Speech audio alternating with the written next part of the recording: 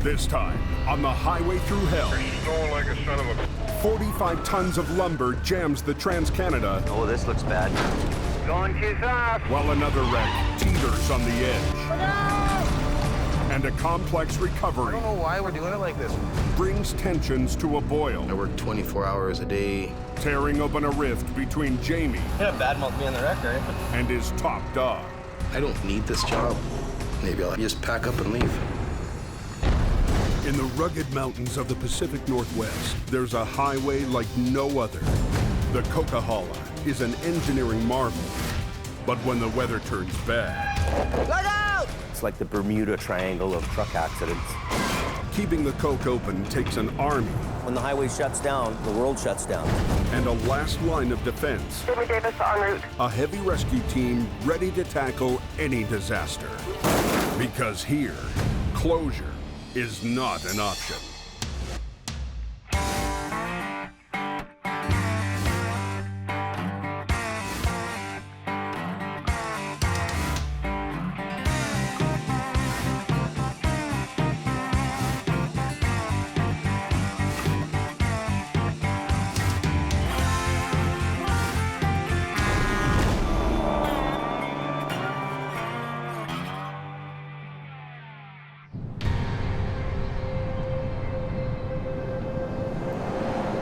Heavy snow on the Coke has trucks diverting to Highway 1 through the Fraser Canyon.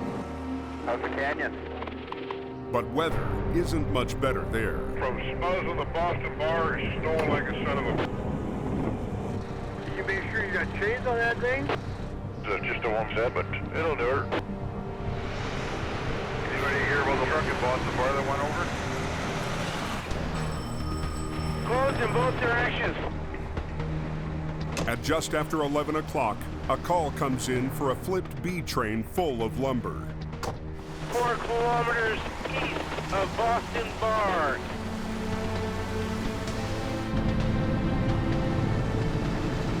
There's a semi flipped over load of lumber, and it's blocking all lanes of the highway.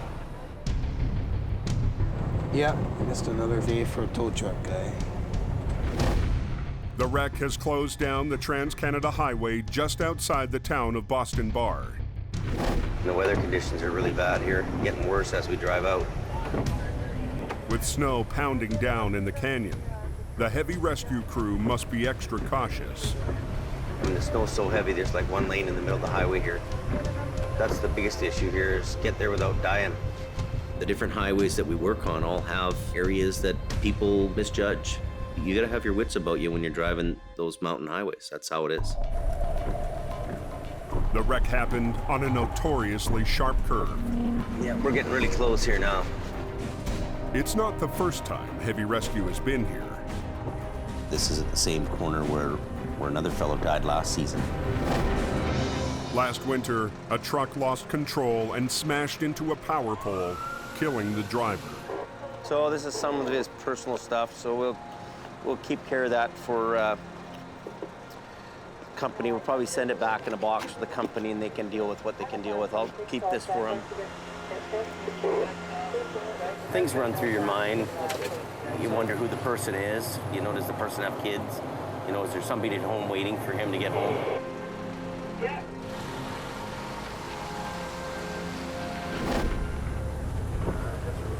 This one, a year later, basically to the day, is a little bit spooky. The B train, hauling 2 trailers, hit ice, clipped a barrier, and flipped. This time, the driver survived, but the load is all over the highway. Okay, here we go. So yeah, that's a lot of lumber, eh? Where does it go, all in this guy's yard? These people's yard? Wow. My house was 20 feet from the road where the wood started coming flying off the highway. Then it flipped on its side, and there were sparks everywhere, and there was wood flying everywhere, and I ran. The spilled cargo is blocking access to the wreck. Jamie can't do much until a front-end loader clears a path. I don't know if they interfere with the lumber. But with only one front-end loader available to move 45 tons of wood, it's slow going. After 20 minutes of shoveling 2x4s, they've barely made a dent. The lineup of traffic is getting worse by the minute. Okay, come on out of there. Yeah, come on up. This delay to the overnight freight run means millions of dollars of cargo won't be arriving on time. Yeah, the road is completely blocked. Feeling the pressure, Jamie figures if he can't get to the wreck, why not bring the wreck to him? You know what we should do? I'll come over here. I'll drag it this way, and then you get on that side now. How's that? Okay. Kev, can you get the cable back? So I'm gonna back up, and then I'll go over there. Jamie decides to pull the wreck up the road so he can flip it.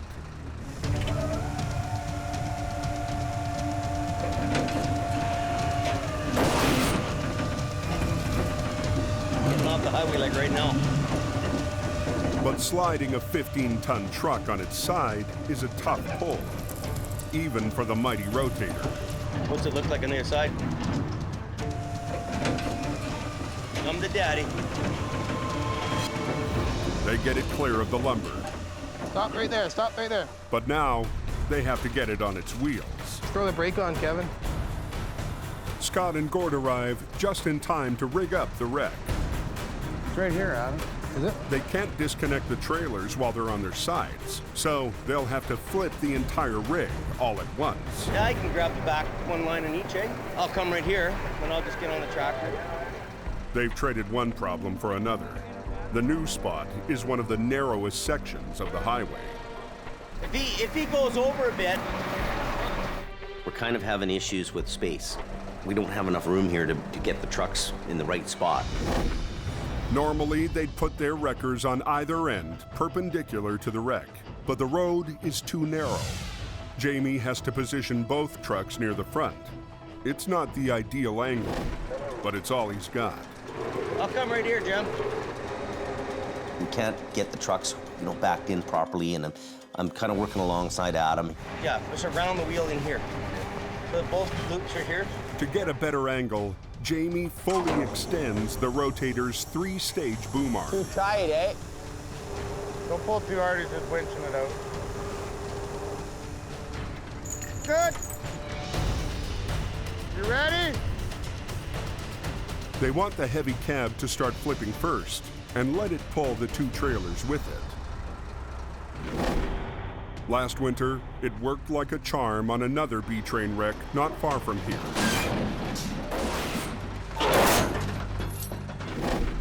Let's do the back one, Adam.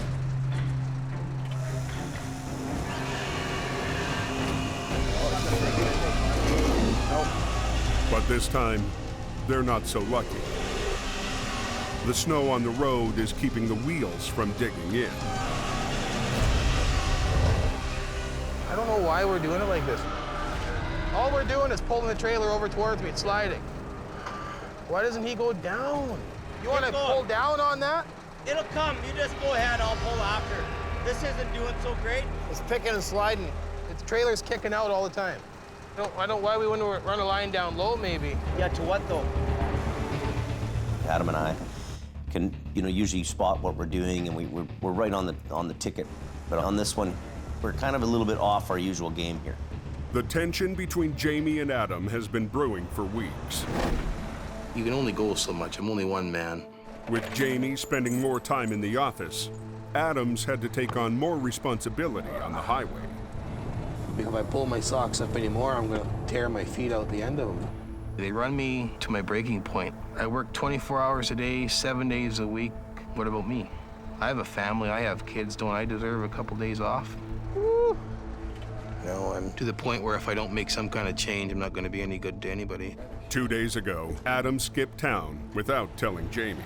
Something just switched off in my head, and I figured, I just don't want to do this anymore. Jamie and his top driver have barely spoken since Adam got back.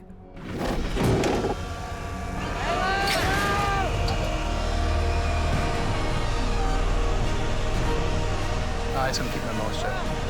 No comment.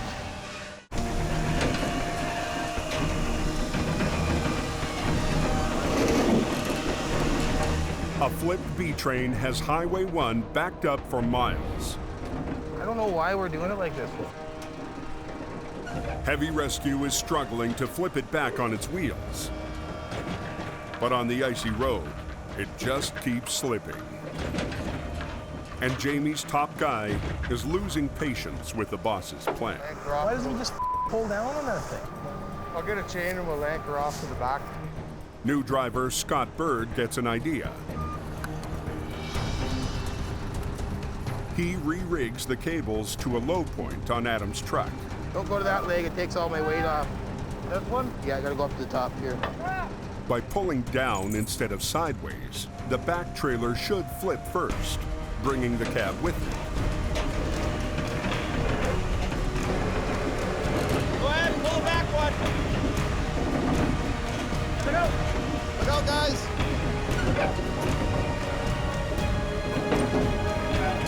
Front end's coming. Just like that. Scott's idea pays off. I'm just gonna pull straight ahead, okay? Get out of the way. Minutes later, they get a single lane open. Highway 1 is now open, boys. It's getting nasty up there, too. But Adam is in no mood to celebrate. Well, let's go. Tie that chain to that hook. Kind of wanted to have a nice, relaxing night, but oh well. Adam and I, the only issues we have, we're having a hard time to communicate with each other. And it made for a bit of a rough one. You know, I don't even care. I hook on this thing and I'm done my job and going home.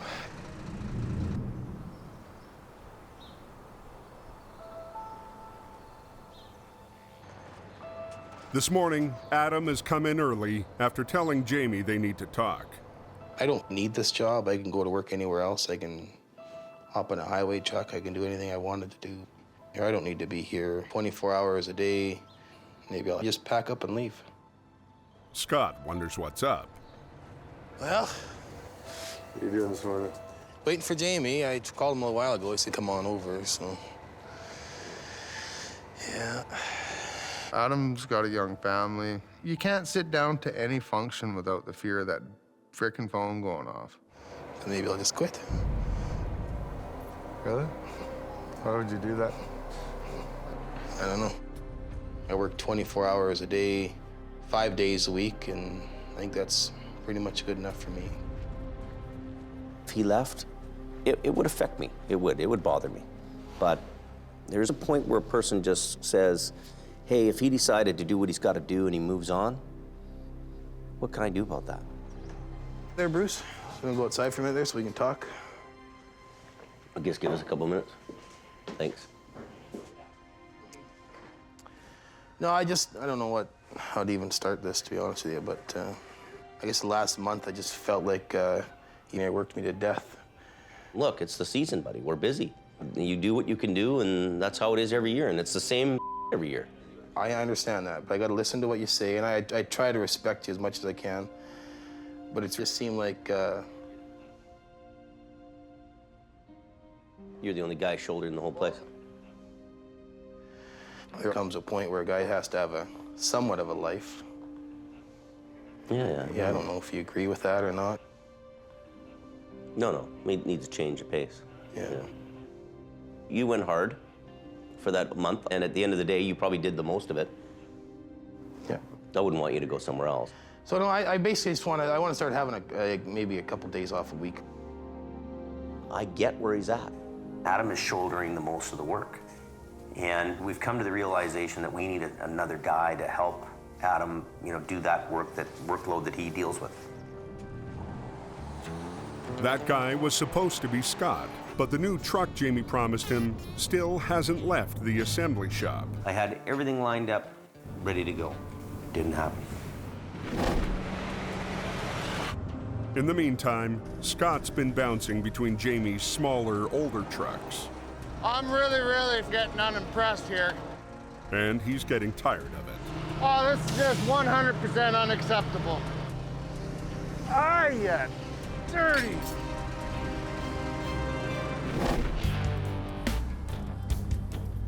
Today, he's driven to the assembly shop to check on his new truck's progress. Dwayne, you're working on the wrong truck, buddy. I know. Be right there. Gotta get you over here, Dwayne.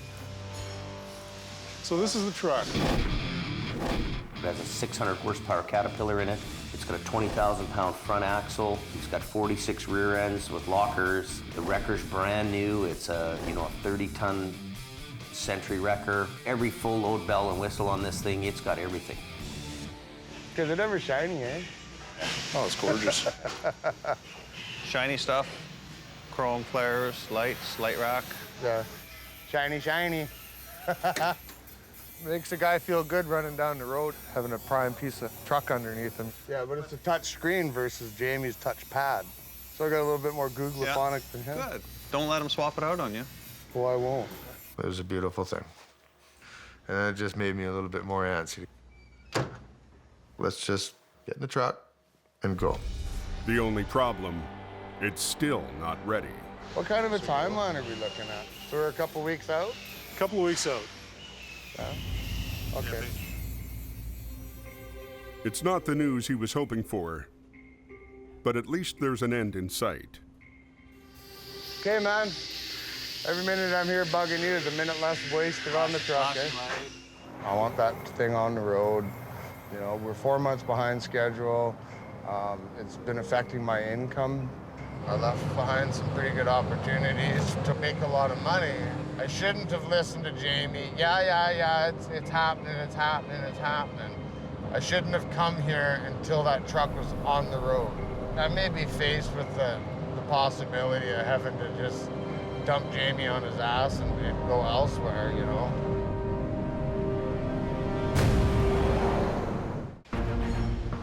New driver Scott Bird joined Jamie's team with the promise of a brand new heavy wrecker. What kind of a timeline are we looking at? So we're a couple weeks out? A couple of weeks out. Yeah. But it's months behind schedule, and Scott is losing patience. I may be faced with the possibility of having to just dump Jamie on his ass and go elsewhere, you know?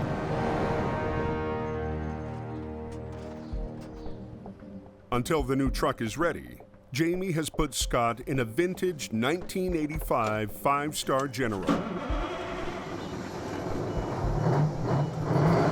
Nothing like a rotator, eh? Who needs a rotator? We got this. Yeah, old school. Scott is eager to show off his stuff.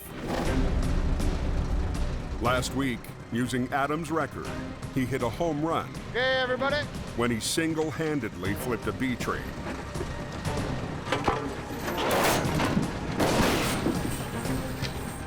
Textbook.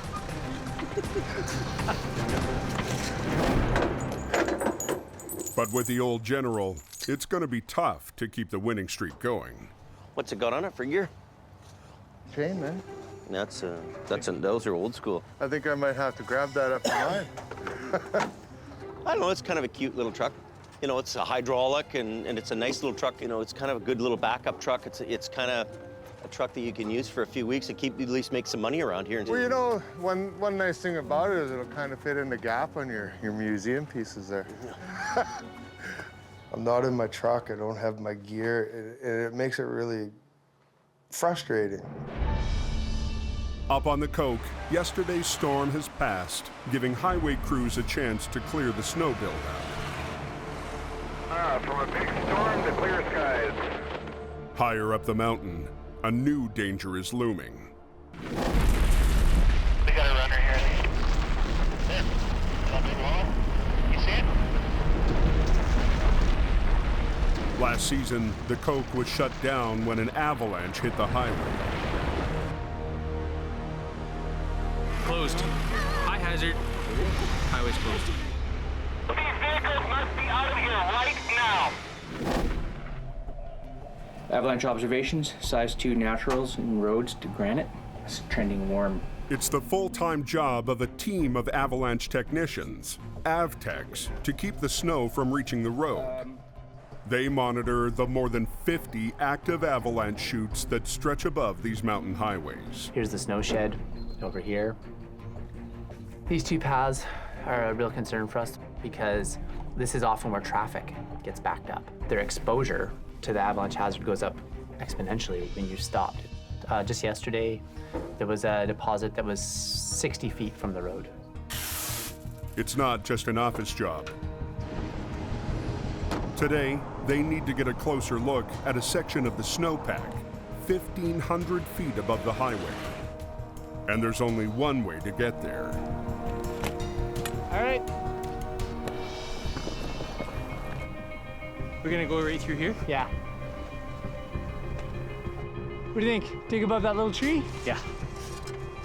Snow piles up in layers of different densities. There's a slight layer in here. Avalanches happen when a heavy layer breaks free of the snowpack underneath. The area is known for getting a meter or more of snow overnight. That'll produce avalanches relatively quickly. 17 to 38. 17 to 38. What they're looking for is a weak layer. Let's call them 2-3. 2 to 3, okay. If they find evidence of instability, And dotted away. they could drop percussion bombs to trigger a controlled avalanche. For right now, the snowpack seems stable. Guys ready? The Avtechs will keep a close watch on it. More weather is on its way.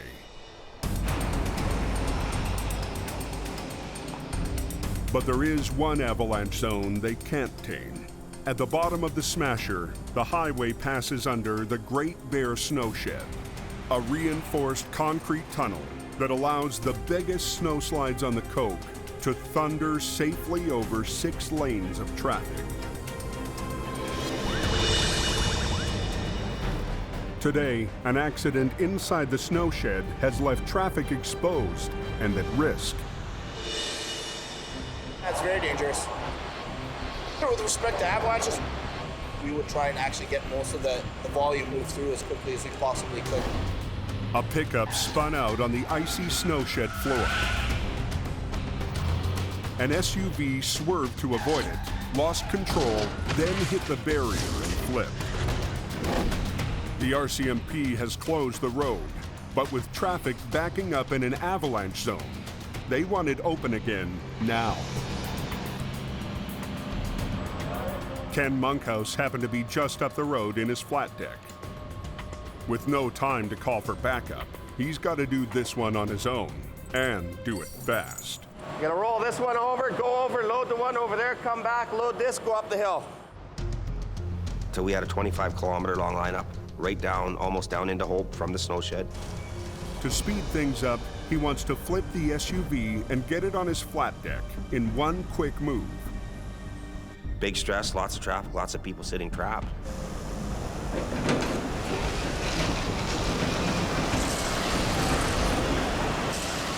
But the road surface is too icy. The SUV won't flip.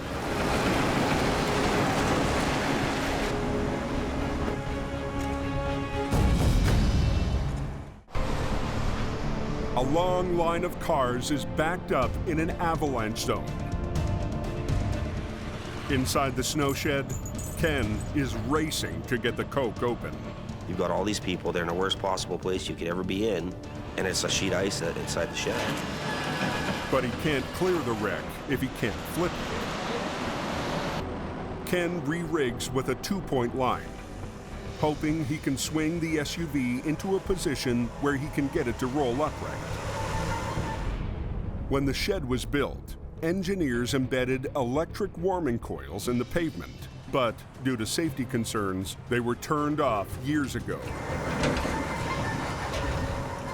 Even with 2 lines, Ken can't get the SUV to flip.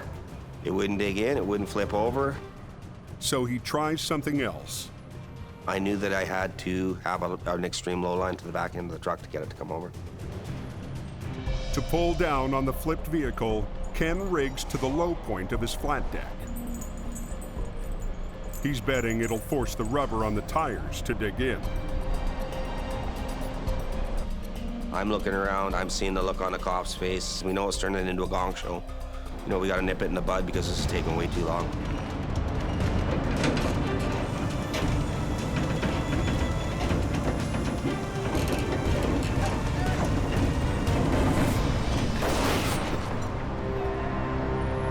It works.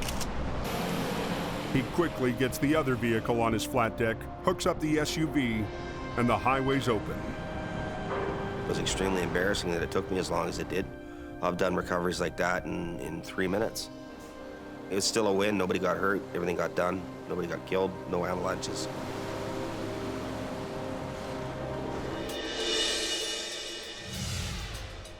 Higher up near the summit, new guy Gord's on his first solo job.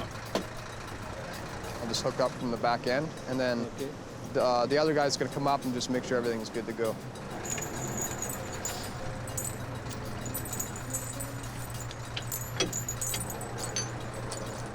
I mean, I'm not used to being up on the hill like that, right? It's my first winter ever.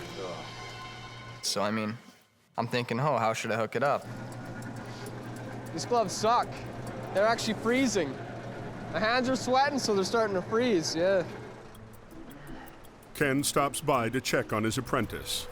Oh, I got it all hooked up, just making sure you have a look at her. And When I started driving tow trucks, most tow truck drivers were big, hairy guys, leather vests, lots of rings, lots of yelling, lots of fighting and crap like that, and I wasn't like that. I looked out for the brake lines and everything. Looks good, buddy. When I look at Gord now, I see myself, 25 or 30 years ago. Whenever you throw four-wheel drive to the back, automatic or standard, always make sure it's in neutral, especially with the automatic. Okay. Okay, up a bit more. In neutral? Yeah, it's in neutral. In neutral? Yeah. Is it in neutral? Good. Turn the heat on, huh? Beautiful. All right. Gord definitely has the tow truck DNA. I wouldn't have second thoughts about leaving him on his own. Okay, it is going to dog track a bit. Yeah. When you get to the brake check, just get out, feel the hub, make sure it's not getting too hot. Okay. Okay, buddy? Right on, thank you. Just go slow, take your time. Oh, yeah. He just basically showed me how to hook up, but I already had the right idea. This is what I'm learning to do, and this is what I want to do. It is pretty much like tow truck school.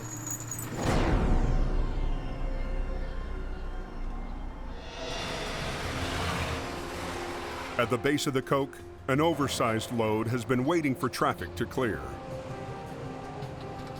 We're 106 feet 6 inches long, 1510 high, and 177,000 pounds gross. Destined for a mine, the huge steel cylinder had to be cut in half to transport. That's not like hauling your average load down the highway.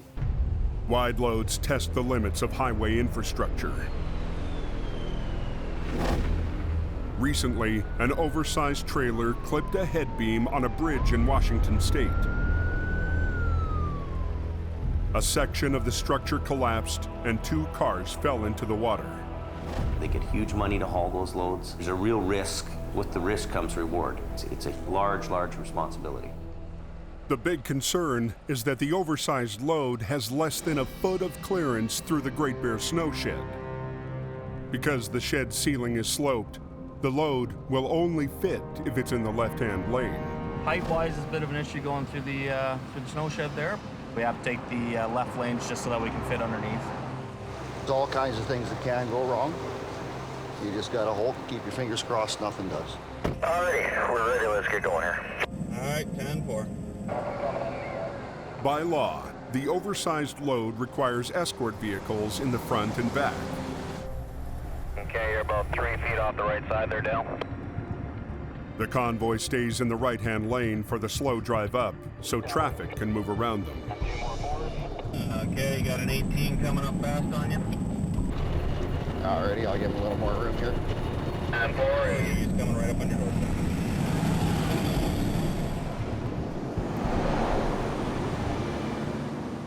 The plan is to shift lanes just before they reach the snow shed. I'm going to be holding all lanes back for you, and nobody's getting by at this point.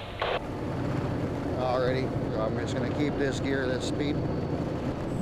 Okay, that mobile parking lot's coming down on your left. All drivers northbound, we are taking up all lanes. Please do not attempt to pass. But just as the convoy tries to move into position,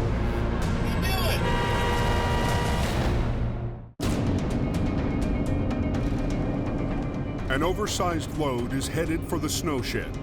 The right-hand lane is too low, So to clear it, they'll need to be in the left. Even though I've been doing this for almost 25 years, it still makes you nervous. All drivers northbound, we are taking up all lanes. Please do not attempt to pass.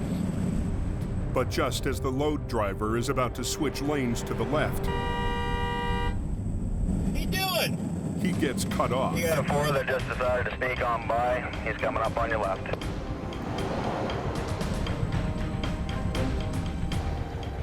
He can't stop, or he'll lose the momentum he needs to get up the hill.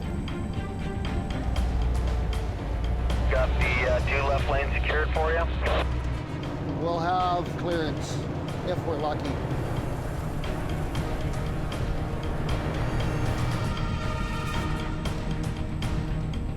All right, you are in.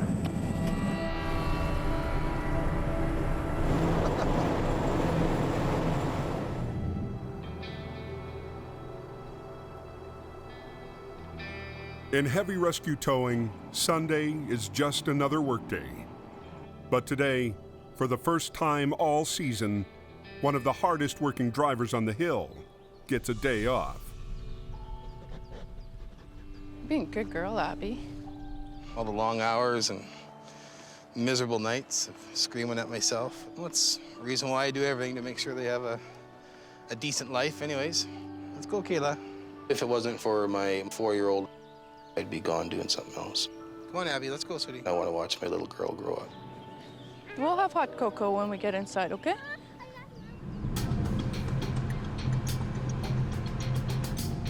Adam's not the only one putting his family first today. Rookie driver Gord's traveled to the city to visit someone special. So what's happening? Hello. Here. How are you? Good. Yeah? I haven't seen my daughter for about 3 weeks now. Well, I think about it every day, right? Gord's daughter lives with her grandparents, so he can work in hope. Come here. Jump really high. As high as you can. Oh, yeah. It's awesome to be here, because being up there all the time and just miss a lot of this. Gets a little tough. Gotcha.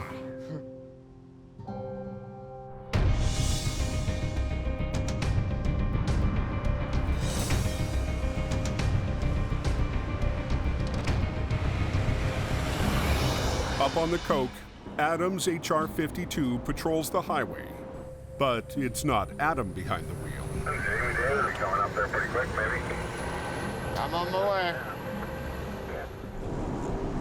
With Adam off, Scott's working the weekend shift. It's Adam's truck, it's not mine, you know. I don't plan on taking Adam's job away from him, but it's nice when Adam decides to take some time off.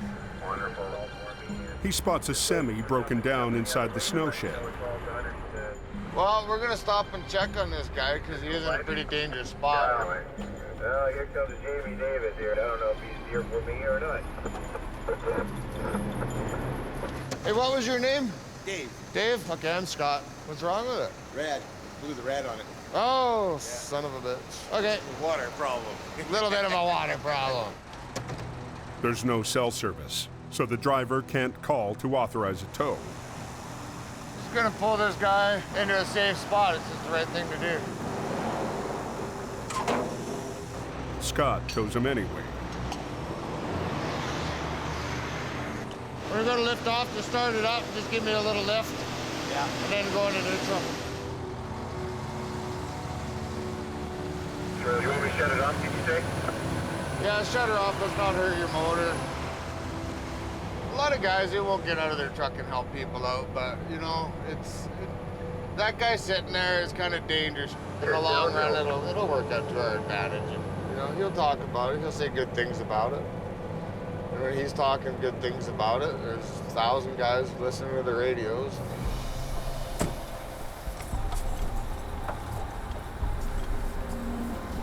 Okay, we're done. Can't help everybody for free, but it's nice to help some people now and then. At the end of his shift, Scott drops off Adam's truck back at the yard.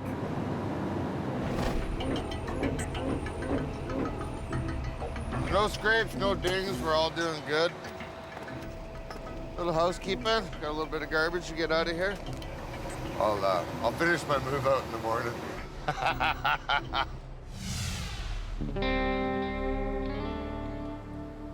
But next morning, Scott's house cleaning doesn't quite pass the Adam test. You can just tell it's been smoked in because you can see all the nicotine everywhere, right? He was smoking and there's ashes all over the place. Well, I like to keep it clean, eh? Yeah. It's like changing your underwear every day. It's got to be done. He'll never drive my truck again. He lost that privilege. So for Scott, it's back to the 5-star general. Come on, turn the lights on, they don't even come on.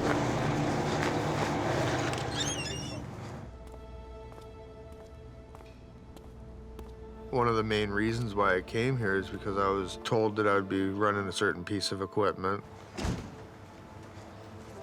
Had I been offered the GMC General, I would have never come. Tired of eating bones, I want my steak.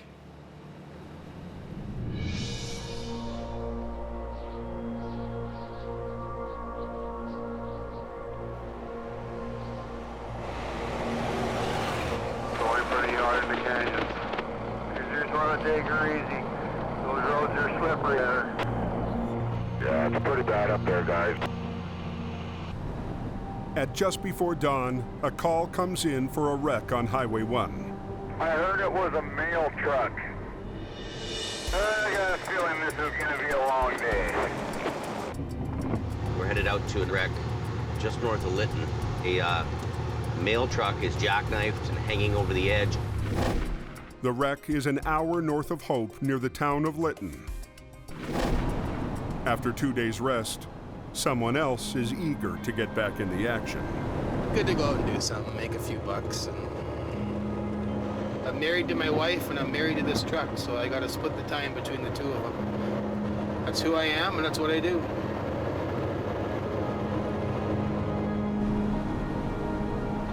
We're just on bare bones guys here, me and Adam, and no helpers. Holy. These trucks don't like the snow. I think his passenger fender's almost kissing the passenger side of the trailer. Holy moly. Look at that. Straight down. Holy moly. Look at that. Straight down. A truck loaded with Christmas mail teeters on the edge of a cliff. My Christmas present's in there. It's heavy. Yeah, it's pretty amazing, isn't it, eh? The truck jackknifed and crashed through the guardrail. All that's holding it from a 600-foot free fall is a single tree. Uh-oh. And that's not the only problem. The trailer and the tractor may not be connected together. If we started pulling on the tractor and the trailer wasn't hooked up, we'd be in a mess of trouble. Then the trailer would go like this. So is this fifth wheel still hooked up? Yeah, it's on then. Wheel's on. Yeah, okay. But there's no frame here. That frame looks broke right there. He's buckled in half. Unbelievable. The trailer is still connected, but the fifth wheel plate holding it is cracked in half. Might be a cutter. Adam hooks up a line to secure the trailer just in case the tree gives way. Jamie is worried about the semi separating. And then just 2 low lines to it. You know, we have to be fairly delicate about what we're doing, and then it doesn't go down anywhere, right? So you've got it, and we have to make sure that we're not going to put too much pressure on it. And then I'll come back right up to this thing that way. The highway has been closed for going on 2 hours now. So you know what? It doesn't look like it's going to open anytime soon. No, you can't go anywhere. You're pretty much stuck. Whatever they're going to do, they need to do it fast. You know, we could have some troubles with this truck frame. It's a bit pretty flipsy, flopsy, so Adam will hold on to the back end of the trailer no matter what. We decide not to do anything much more with the trailer for fear of damaging it. His plan is to use the rotator to ease the cab out and hope the trailer comes with it. Okay, guys, you want to probably stand back a bit.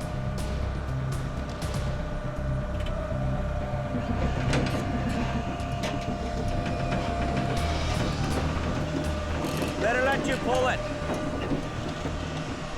Pull back a bit, yeah. Hey, hold on to it. Okay, stop for a minute. Is that thing hammered? The cab's rear axle is broken and dragging. You know, the axle is actually rolling underneath it and creates more resistance. Hold it. Tell me to hold it.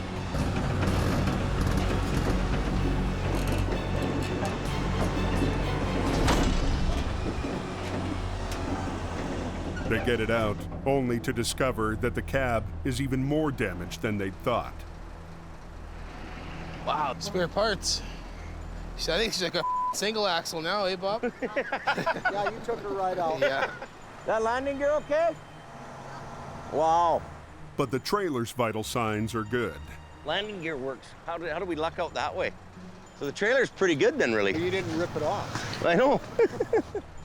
The intact landing gear means another cab can hook up and get Christmas back on track. But first, they need to disconnect it from the fractured fifth wheel. Being a bitch, eh?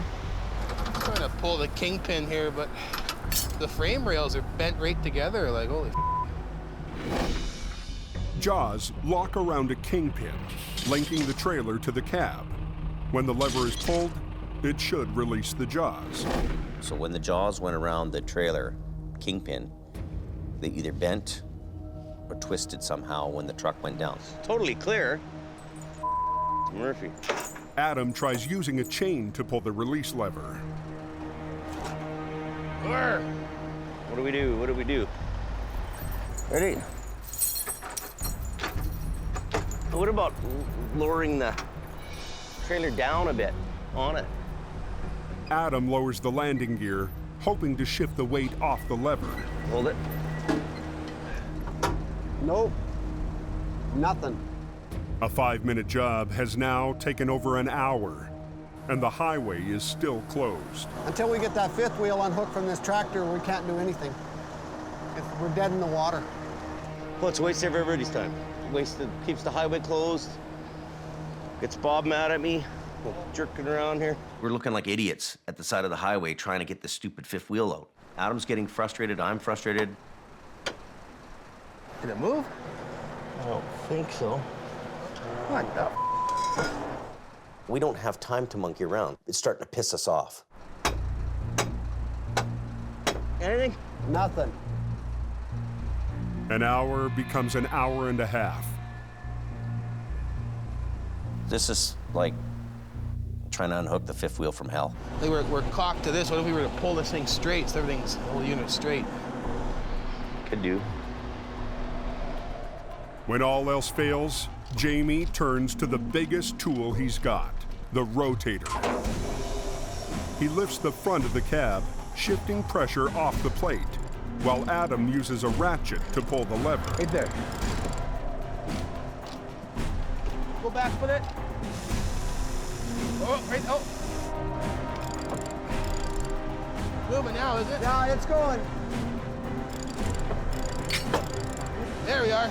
Got her there. Got her? You betcha. Brute force.